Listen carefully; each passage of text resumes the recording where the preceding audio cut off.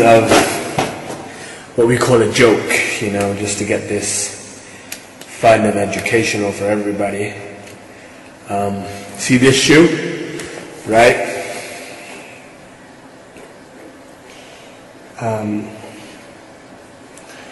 This is just something I like to do when I'm bored. If somebody doesn't like this, then to hell with you. I don't really care, to be honest. It's my shoe. I can do whatever I want to it. Basically it says Abu Bakr on one side and then Omar on the other one. And then if you look at the other shoe, I'm just going to write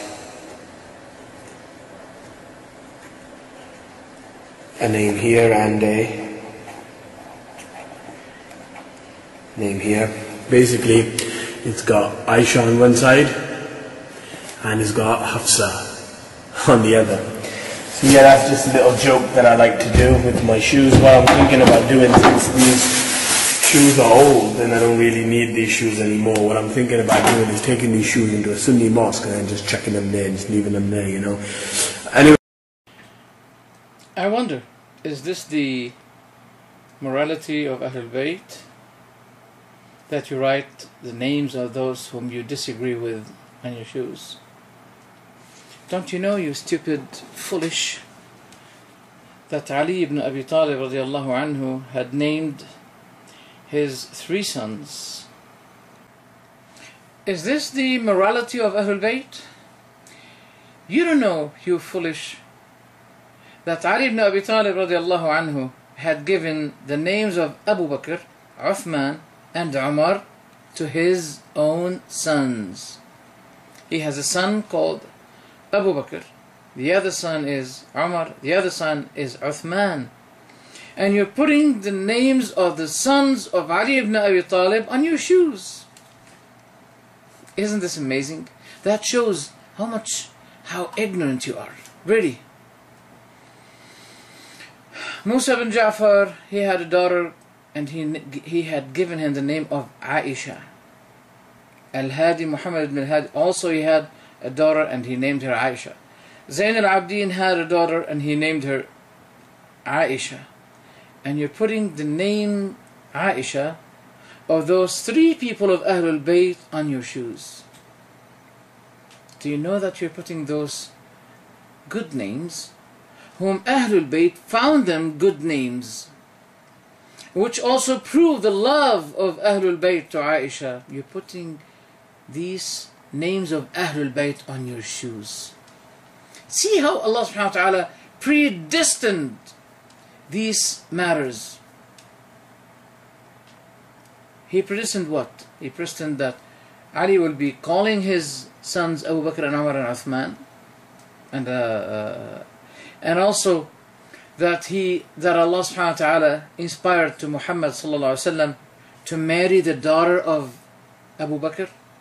And he inspired on the Prophet Muhammad ﷺ to marry the daughter of Umar, Hafsa, and that Ali gives bay'ah, the pledge of allegiance, to Abu Bakr and Umar and Uthman.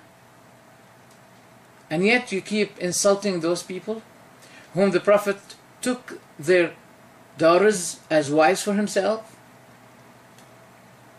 whom Ali radiallahu anhu gave his daughter Kulthum to Umar to be her husband, and that had been authentically narrated in your Al-Kafi book in 2 narrations, proving that Kulthum, the daughter of Ali, was the wife of Umar, not at the lifetime of the Prophet Muhammad, not at the lifetime of Abu Bakr, but as the caliphate time, the leadership, at the period of the leadership of Umar. And you're putting the name of the husband of Kulthum, the daughter of Ali, on your shoes? You arrogant, you ignorant, who is unaware of the beautiful and great and good relationship between the companions of the Prophet and Ahlul Bayt of the Prophet sallallahu alaihi wasallam. I wonder. See how this hateful feeling you have in your heart, which you inherited from Abdullah bin Saba, the Jewish Yemeni guy who had rooted the seeds of hate in the tree, which had been planted in a Persian farm, which fruited the bitterness of hatred and malicious behavior and resentment that all fill your hearts as people sow with you. Suppose you have a hatred, you disagree with those people. I mean, is it good that you do this and you gain the hatred of the Sunni people, which you represent not less or not more than 5% of the Sunni Ummah? You think the Prophet ﷺ, I mean, I just want to know, where is the feeling of the greatness of the Prophet ﷺ in your heart? Do you think that the Prophet ﷺ will be pleased with you putting the name of his 2 wives on your shoes? You think he'll be happy with this, with what you're doing? Didn't the Prophet ﷺ order us to choose for ourselves the best wives? The wife that is full of faith and good Islamic morality, a wife of faith and religion. You think that the Prophet ordered us to choose for ourselves a good Muslim wife, but he chose for himself a kafir wife? Don't you believe that the Prophet, nothing can be hidden away from him? He knows everything? How he was unaware of what's going to happen to Aisha, since he knows the unseen, since he knows the future, since he knows what's going to happen in the future? Why didn't he know that after his death Aisha is going to be a wrong person? Why didn't he divorce her before he died, since he knows in the knowledge of the unseen that she's going to be faithless? Why didn't he divorce her? Would he be pleased to be having a wife like that for yourselves? And if your answer is no, are you telling me that the Prophet accepted it? He knew it? What kind of Prophet is this if he choose for himself something bad, knowing, since he has the knowledge of the future, that she's going to be bad? He orders us to choose the best for ourselves while he chooses the worst for himself. Don't you know that Ali radiallahu anhu, he gave bay'ah to Abu Bakr, Omar, Uthman? If you say that he was forced with Abu Bakr to give the pledge of allegiance, what about at the time of Umar? What about the time of Uthman? During something like 26 or 28 years, he'd been accepting to give this bay'ah to those 3 caliphs. And during all of this period of time, he was forced. What is the support of Allah to Ahlul Bayt as you claim? What is the support of Allah? For 28 years, they were defeated. And the Imam number 12 is still defeated since 1,400 years until now. He's still defeated, hiding himself underground. Or you're claiming that he's hiding himself in order to get money from the layman people, deceiving them, playing games with them. Come on. In Nahj al-Balagha, Ali radiallahu anhu said to Umar, who wanted to go by himself and fight the Romans. Ali was a minister to Umar, and he advised him not to go by himself to fight them. He said, you are the master of the Arabs, the protector of the Muslims, the source of the Muslims. If the Romans will kill you, they're going to be saying, we have killed the head of the Muslims. So don't go by yourself. I don't advise you. And Umar agreed with his advice and did not go by himself to fight the Romans. And you can find that in the second volume of Nahj al-Balagha, the second part in the same big volume of Nahj al-Balagha, page 19. So if Ali was forced, why didn't he take the advantage of this? Say, come on, let's take advantage of that, and let me tell Umar to go and to fight them. Maybe he will die. I'll be gaining the imamah which Allah promised. And by the way, if you say that Ali was forced, that's a problem. Because you said that the Prophet said he's going to be imam after me. That's what you claim. So the promise of the Prophet ﷺ was failed. So the Prophet broke the promise. If you say that Ali was not forced, then you're going to be falling in another trouble. That Ali disobeyed Allah, who wanted Ali himself to be the Khalifa. If you say he was neither nor, but he was caring, he was putting in consideration the unity of the Ummah, well, he knows the unseen. Okay?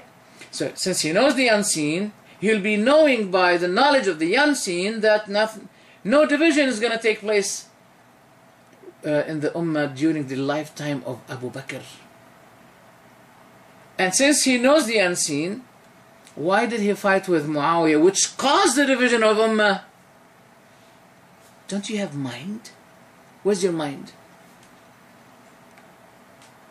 I can see your emotions are motivating you, that's all. No rational, no mind, you're not thinking.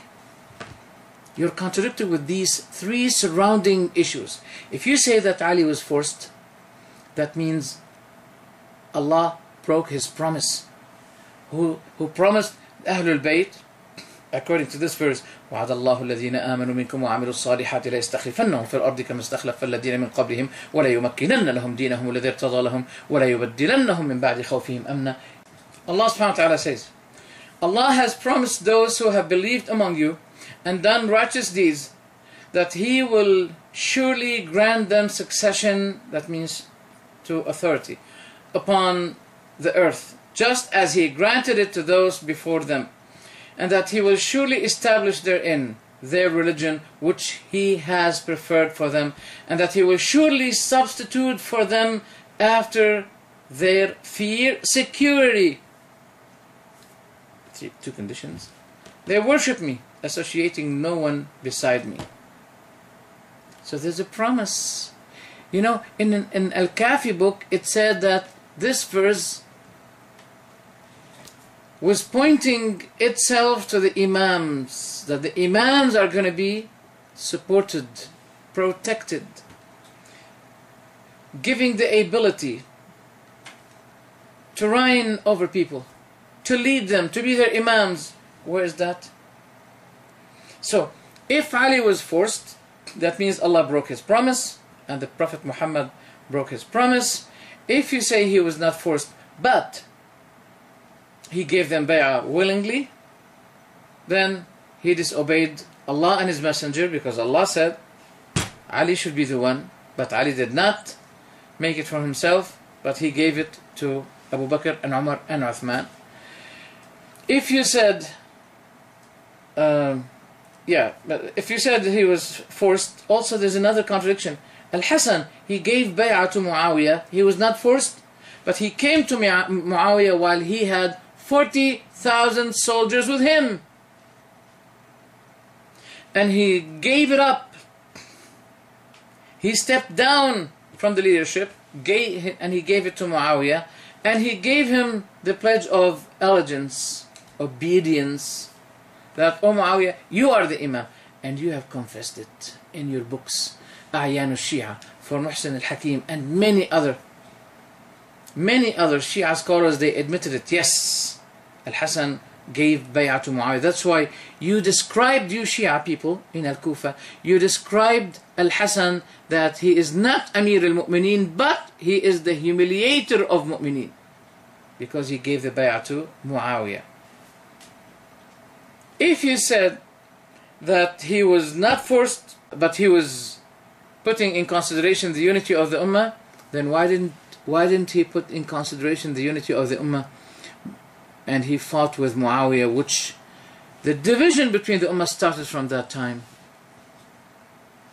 No matter, I mean, if you go right, I'm going to catch you. If you go straight, I'm going to catch you. If you go left, I'm going to catch you. You're surrounded.